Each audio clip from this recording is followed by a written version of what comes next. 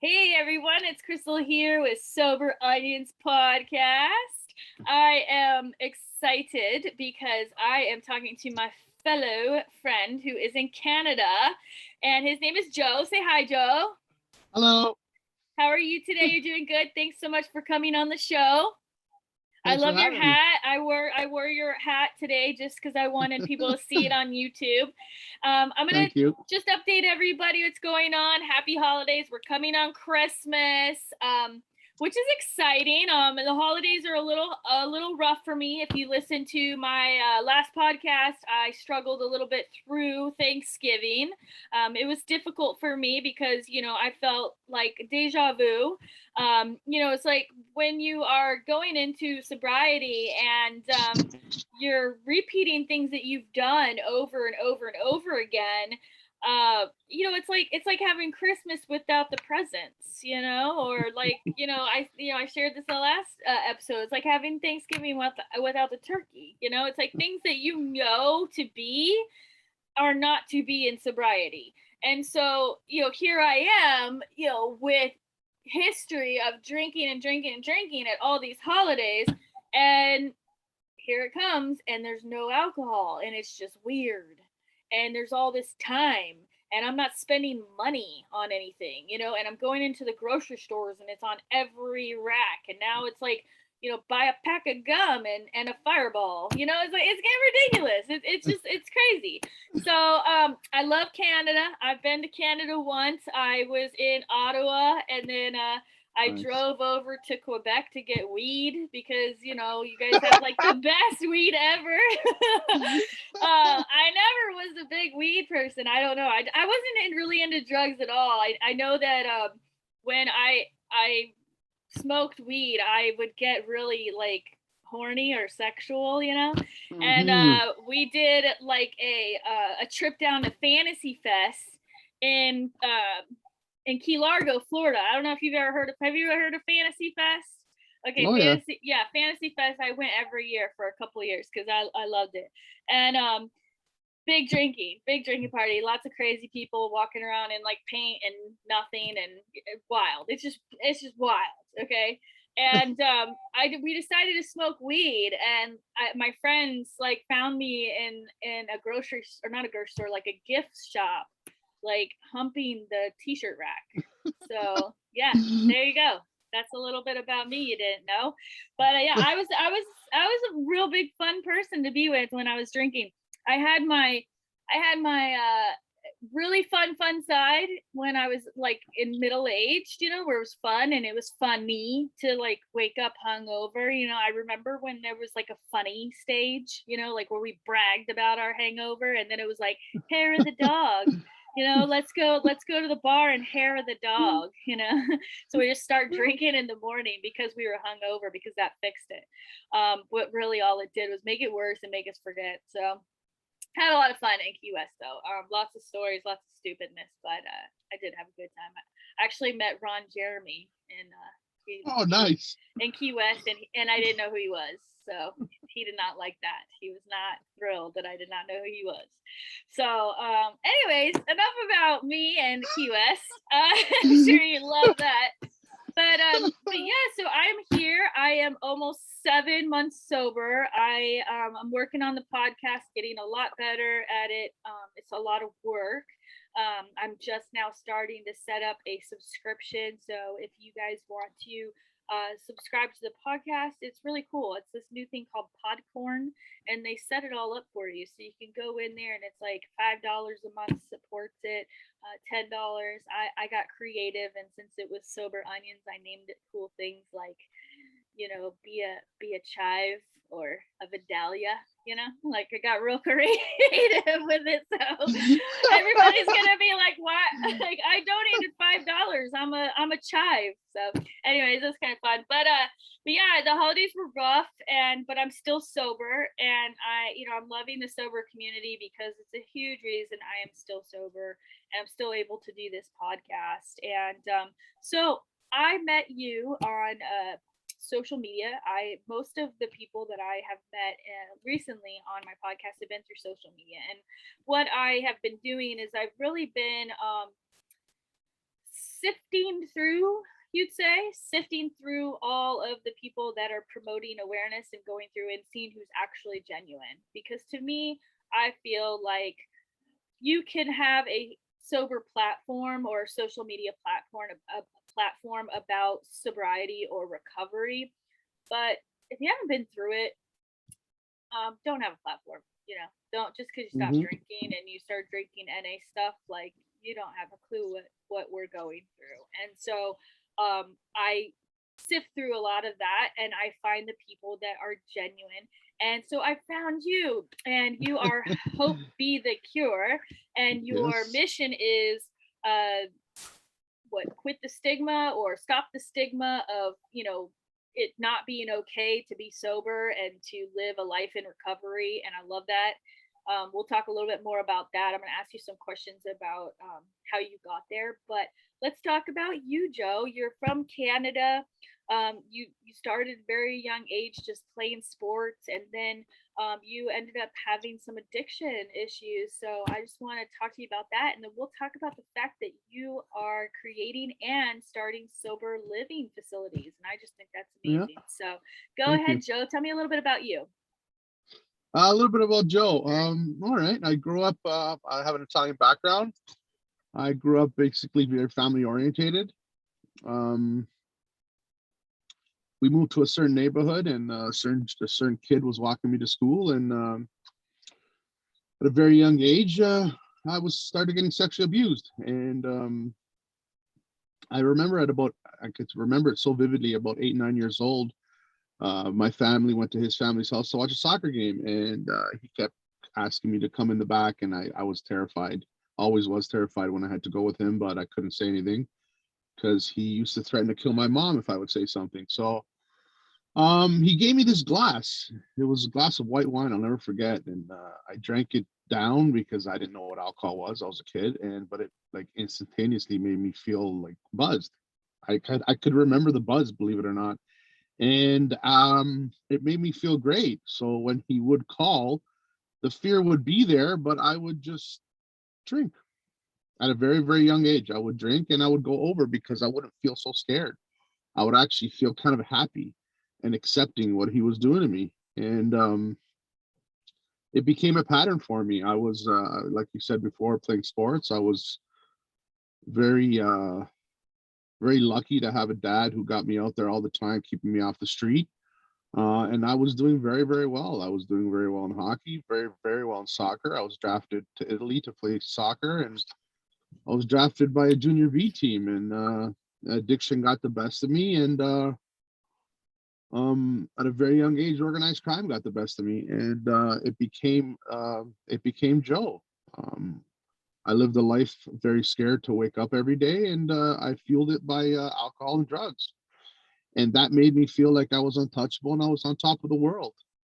I could always remember feeling so bad about seeing people hurt or hurting people. But I knew that if I would show my vulnerability or compassion, I would get eaten up. And it was many, many, many years that I fought God because I didn't want to get close to him. I just didn't want to get close because I was too afraid of exposing my truth. So I kept on living a lifestyle, and it got the best of me most definitely a lot. It got the best of me, like I would have to say, every single day. And my addiction just spiraled and spiraled and spiraled out of control until one day it was either death or treatment. And I was so scared because there was so many years of I have to get help. And the moment I was going to decide to get the help is the moment I drank more and used more, because, oh my God, I have to stop. How am I going to stop? That means everybody's going to find out who I really am. And if people find out I'm a kind person or I'm a compassionate person, oh my God, what's going to end up happening? And then I kept listening. The light kept shining in more and more. And when I got into treatment, I don't know if anybody can relate to this, but I could finally breathe. I could finally breathe and be Joe. And it was so gratifying to see the people around me saying, wow, when you first walked in here, we thought you were going to kill us. And to come to see what a sweetheart you are and what a teddy bear you are. And when I started seeing so many people attracting to the goodness of me, I started losing the fear of being okay with exposing the fact that I am a good person, and it's okay to live a life with your guard down. Living my life with a guard up was extremely draining for many years. Yeah, so that's about my story until then. Yeah, definitely. So when you went to treatment, was it like a detox program, rehab program? How did you get introduced to it? How old were you? Was it something that was there an intervention, or it was, but the law, like you were done? No, it was just me at the point of like I joined the anonymous program about 5 years prior to this, and it was helping me, but I was just staying sober. Like I wasn't using every day, but for me anyway, even partially using, meaning like once a week or once every other week, it wasn't working. I was still spiraling. It got to a point where I was convincing myself that I was okay, and then it got extremely worse. There was no interventions. There was, family very concerned for me and things like that. But it's basically me being at that store and not wanting to open it. So I just turned around and I said, you know what, God, you got me. Take me where I need to go. It's time. How long were you in treatment for? I was in treatment for 30 days. Okay. Changed my life. It changed the actions of my life. It didn't change me as a person. It actually allowed me to become Joe and really take him out of that quote unquote closet and just walk out of the darkness. And ever since then, life is life. I'm not going to say it's always beautiful, but I definitely could stop and smell the roses a lot. And for many years, I didn't. Did you end up going to sober living, or you did the 30-day and detoxed, and then after you got out, you were like, I'm going to do this lifestyle, and did you go back into the program, or you just did it all on your own? Well, in treatment, I started the Hope Be the Cure. And when I got out of there, my life was about recovery, about spiritual growth, about human growth, humility, being vulnerable, basically all the things I'm being taught in my program and in certain churches I visit, certain spiritual leaders that I follow. Mel Robbins, I love her. How did you? Oh, go ahead. You said no. Go ahead. I was gonna say, you just mentioned you started Be the Cure. Is that a program that already existed, or it's something that you created? So you created. It's something I created. Yeah. Okay. I created Hope Be the Cure, and I used Be the Cure. Some people didn't understand what I meant by Be the Cure, but I basically explained it's up to myself and every other individual to be the cure for society. Right. And Hope is a name I came up with. Me and my ex-wife, our second daughter, she was born and she passed, and we named her Hope. And that's just the name I chose. It fit perfect for me. And were you using when you had your daughter, or did that make it worse, or were you sober then? No. When I was definitely still part of a certain lifestyle and still drinking and using. And do you feel like losing your daughter made it worse, and now that it's a part of, not worse, obviously it's devastating, but made your addiction worse? And how do people that, I think about this all the time, like losing a loved one and trying to be sober, what are your suggestions as far as getting help, or what to do when your feelings are that extreme with loss?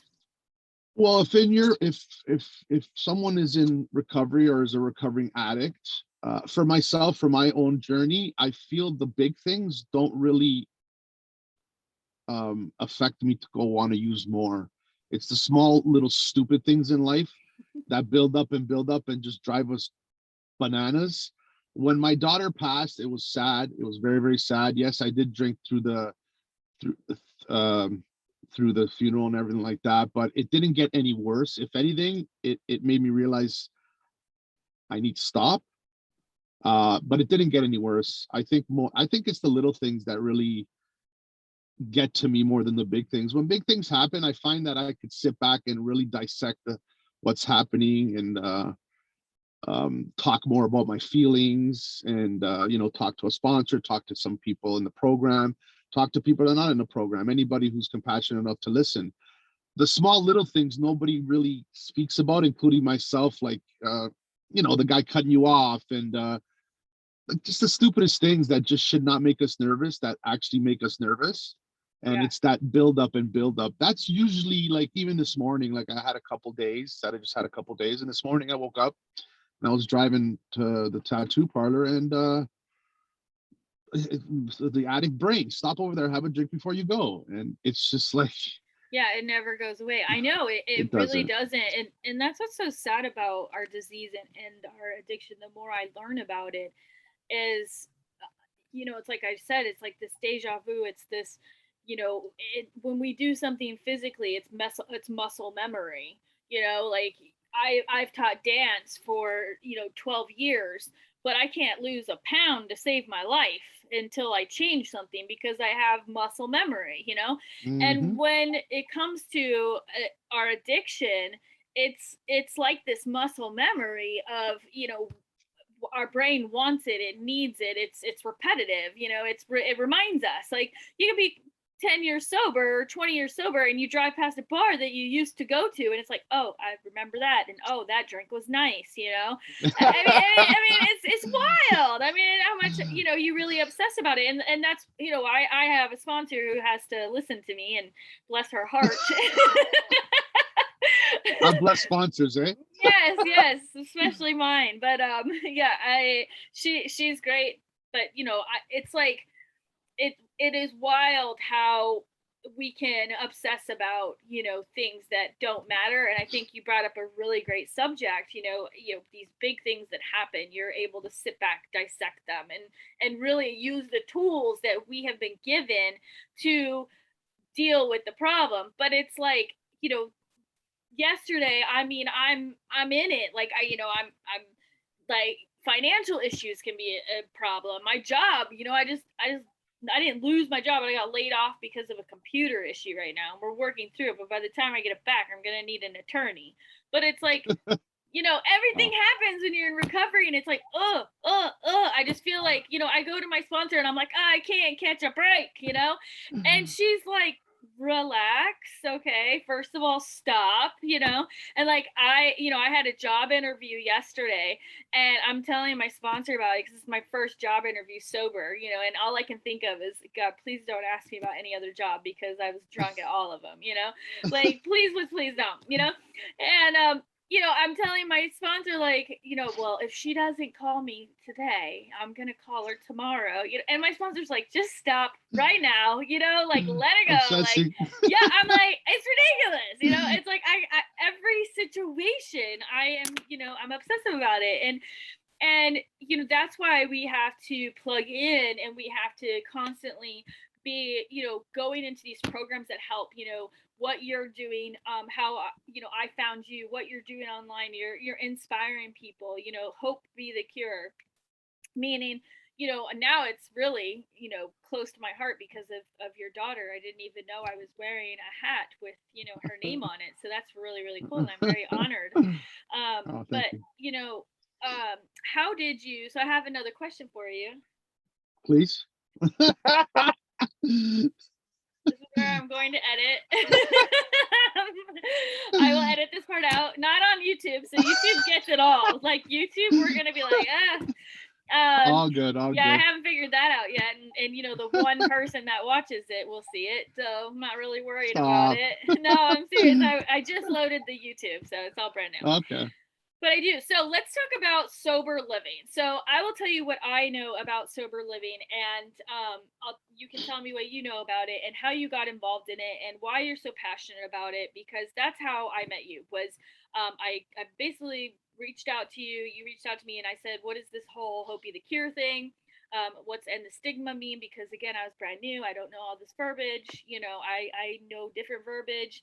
I went to school for medical, and like then I became a flight attendant, and like BM and medical is like bowel movement, and BM and flight attending is not that. So it's like, I'm getting all these like acronyms, I'm like, okay, this whole sober world has like all these verbiages. Okay. So like, and the stigma, I was like, what does that mean? But I get it now because now I'm living it. And I was just telling someone, in the holidays, it's like I still haven't found my identity yet because right now I'm so newly sober. It's all anybody wants to talk about.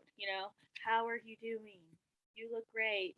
Your skin looks really good. How are your daughters? Are they talking to you yet? It's like, oh my god.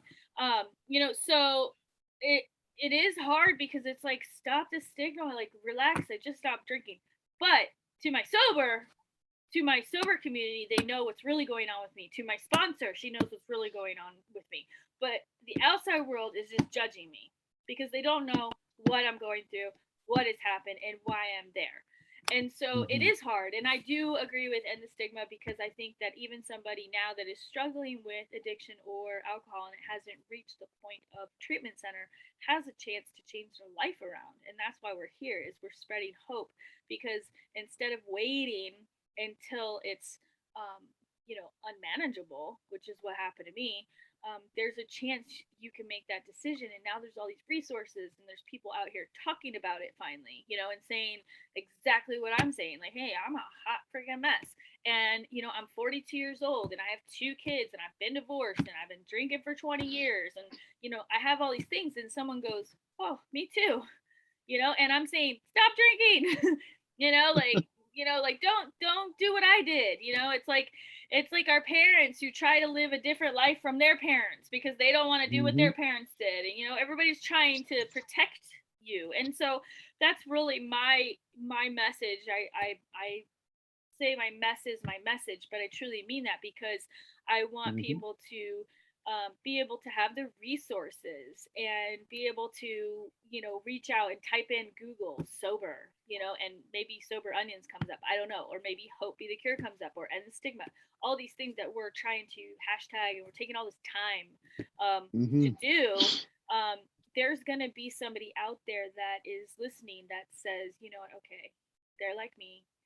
He was like me. He was somebody who was, you were drafted for this, and your addiction got the better of you. You're a good person. You went from this hardcore addiction person to this like sober teddy bear. Like people need to hear this. They need to hear that there are just normal people out there with stories, and they're living these lives. And now we have social media because I'm pretty sure God didn't come out with social media until now because I would have blown it up. Okay, it would have been outrageous. I would have abused it. so I would have been famous for the wrong reasons. But yeah. So now you live a full life of recovery. You've had some relapses. You've fallen here and there, but now you are focused on spreading the word and not keeping everything bottled up, not being ashamed, like you said, being free. Our cliche, coming out of the closet of, who you really are. Who are you really?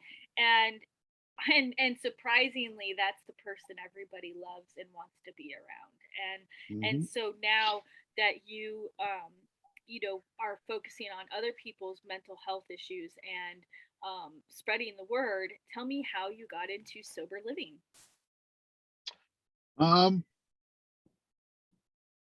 Sober living house. Sober living or sober living house? Both. I don't know anything about it. Okay, well, I'm in the process of opening up a recovery house with a beautiful partner of mine named Alexandra, and it's the first in Ontario, which is the state over here, to be only women run. Okay. we're trying to, it's a shame. I don't know how it is down in the States, but it's such a shame here that, not to take anything from men, because men need it. It's just men have so many more resources than women. Like, it's hard to find places to send women after treatment. And it's a shame. So me and my friend got together and we're like, how are we going to end this? I said, you end it by action. You want to do something? Let's do it. We're good. We're doing it for the greater good. Whatever we don't see in front of us, our higher power's got our back. Don't worry about it. As long as we're doing good, it's all going to work out. And I gotta say, man, like, my higher power is putting so much gifts in front of me, and it's not for me. It's for humanity, and it's to help other people. And I'm not doing anything that I didn't pray for. And I'm lucky enough that my higher power is using me, just like your higher power is using you. What we're doing here is ending the stigma. It's creating awareness that this is real. It's not that guy under the bridge that hasn't showered in 3 weeks, and God bless them as well. That's the stigma around addiction. And it's such a shame because it's 2021. Yeah. And addiction comes in all forms, and sober living. Yeah, like I one thing about our meetings, every time we end a meeting, I say, we're here, we're going to change the world, right? We're changing the world because we're not utilizing our own will. We're asking our higher power to use their will and just send us in the direction that they need us to go, and just keep following it. And your gut will guide you. Your gut will say, don't make that left because you know where that bar is going. Make that right because that's where the journey goes. And yes, after treatment, anywhere my gut told me to go always ended up good. But anytime my gut told me not to go somewhere, it was always for a reason. And I'm glad where I am right now. My addict brain tells me I should have this and I should have that, and where's this and where's that, and that's ego based, and I try not to listen to it too much. I'm not perfect. I'm a human being in human form. I try to practice spirituality as best I can, but I want to say that the addict brain, the devil's very weary. They're always around, making sure that God forbid we slip. Oh, they get us right away. Yep, they're always there. So I try to really, really focus on my emotional relapses, because a lot of people in the program, it's unfortunate that's not taught early in the program. A relapse is not the failed solution. It's not the picking up the drink or the drug. That's the failed solution that we succumb to in the final part of our relapse. Our relapse begins well before that. It begins when we've had a bad day and it spirals into a bad week and we don't reach out. Those are emotional relapses that are going to lead us into our failed solution, which is our drinking and our drugging. And the program we're putting together for the women I'm so grateful. It's full of spirituality. It's full of just showing these women what they're worth. And as a man, yes, we do have outer strength, but one thing I've always admired about women is the strength that they endure. I still to this day cannot meet a man that has the strength of a woman. And a lot of women lose that they lose that vision, and it's so sad because as human beings we're all beautiful beings, but I don't know, for a woman, it's the way I've been raised around a lot of women, girl cousins and stuff like that. It's just the strength that they've had compared to mine is, wow. Hats off to you all. You're so right. And I'm so glad that you brought this to the table as far as the podcast, because it's something that I want to promote as well in the States. I went to my rehab center, but I did IOP, which is intensive outpatient patient, and now I'm in this like recovery thing because I have 2 tickets and I'm doing court. It's like I told you, it's a hot mess. But I have to go see my counselor, and when I go there, they're like, they love when I'm there because they're like, oh my God, nobody stays sober, because there's just nowhere to go. And fortunately for me, like I had a home, like I had, for me, I had to leave because I had a dog and a home to pay for. So like for me, those were my stressors, but there was women there that after that 90 days, they had nowhere to go. And some of them just had babies. And so I was chatting with her about you, honestly, because I had to go in and I'm mandated to do like an hour therapy, but I'm like, great, you gotta listen to me for an hour. This is great, you know, and someone's paying for it. Like this is like lotto for me. Too good. So we were talking about, and she said, you know, my husband and I came into some money, and we want to open a sober living for women. And that's when I said, so funny you say that, because I know someone who's doing the same thing in Canada. And she said the exact same. She said the exact same thing as you said. She has been working in this system. Okay, she's a counselor in drug addiction system. She's been in the system for over 20 years. And she said they have houses for men. They have all this stuff for men, but they have nothing for women when they get out. Nothing. There's like maybe a couple places, but it's super hard to get in. There's never any spots. You know, and just it broke her heart. And like I don't know what she's talking about, because I'm not in that system, as you say. Like she's in the system working it. And her biggest concern was that there's nowhere for these women to go. And so the fact that you are creating this and you are, you know, building something to change the world, it's not only just in Canada, but I mean, you're spreading the word here, and the word's getting out here, and we're making awareness, because there are women out there. I mean, I know I've been through domestic abuse, and I got all my accounts cut off, and I tried to get assistance and get help, and like couldn't get help because I wasn't a certain color. You know, there's all kinds of things wrong with our system. And there was no awareness. You know, my thing was I like punished them by not donating to them every year after that, because I was like, they never helped me, so why would I go and donate to them? I know, which is totally selfish, but that's where I was at. It was there was just nowhere to go, and nowhere to reach out. And so now with social media, we're able to, you know, create these platforms to help people, to where they don't feel ashamed. You know, if they're listening to a podcast, no one has to hear. No one has to not hear. They're obviously listening. No one has to see them. You know, no one has to know what they're Googling and listening to. And so for me, I know when I was in the midst of my addiction for 20 years, every time I thought I had a problem, I would go Google it. You know, am I an alcoholic? You know, how much do you have to drink to be an alcoholic? You know, like I would Google everything. You know, so it's like I know that's how our society runs, and I know when I was just even looking for you, because I knew I was coming on this podcast, so I wanted to do some investigating on sober living. When you Google sober living and you do the statistics, you know, there's not that many. There's really not that many. There's more people than there is sober living places. And so what you're doing is you're treating them and then just sending them right back to the same lifestyle. So I mean what there's no resource. So that's why we're here. That's why we're doing this podcast. That's why you're doing what you're doing. We want to spread awareness to people, and we want to give hope in, you know, obviously the name of your daughter, which I think is fabulous. You know, and start helping people that have been through trauma, you know, sexual trauma, people who have been through mental abuse. There's, like you said, it's an emotional relapse. I 100% agree with that, because what happens is I realized when I got out of rehab and I've been going through my therapy is I don't have a drinking problem. I have emotional issues. And drinking was my solution, and it was a negative one. Because you can find a solution. You can, you know, I can have issues and I can go run, and my heart gets better and I get skinny, but that wasn't my choice. Okay, I decided not to do that.